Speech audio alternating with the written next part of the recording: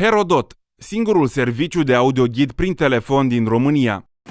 Cu siguranță toți iubim călătoriile, dar de multe ori ne pornim la drum fără a cunoaște prea bine traseul spre destinația dorită. Noi vă dăm un sfat și vă vindem un pont. De fiecare dată când doriți să vizitați obiectivele turistice de pe teritoriul României, nu mai apelați la trecătorii de pe stradă pentru a cere informații, ci mai bine apelați la serviciul Herodot. Probabil vă întrebați ce este serviciul Herodot? Herodot este singurul serviciu de audioghid prin telefon disponibil pe întreg teritoriul României.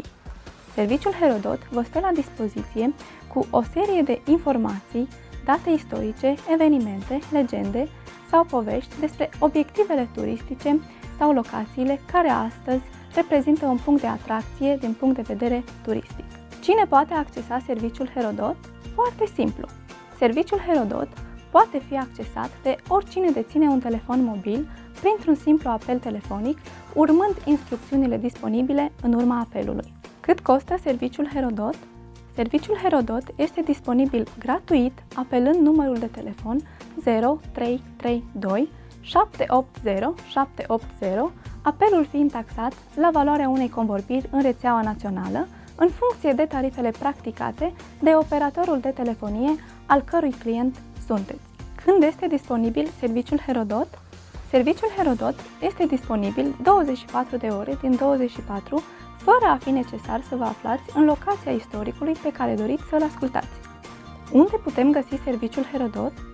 Serviciul Herodot este disponibil pentru aproximativ 3000 de obiective turistice la nivel național.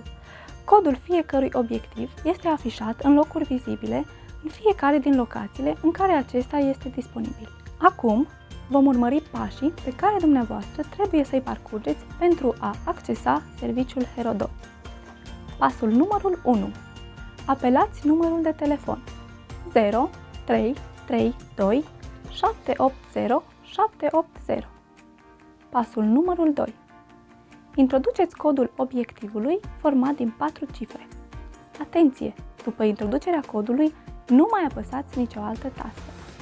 Pasul numărul 3. Ascultați istoricul obiectivului al cărui cod ați introdus. Pasul numărul 4. Dacă ați greșit codul, întrerupeți apelul și reluați urmând pașii anteriori, introducând codul corect. Lista completă a obiectivelor poate fi găsită pe site-ul www.info.herodot.ro. Vă mulțumim!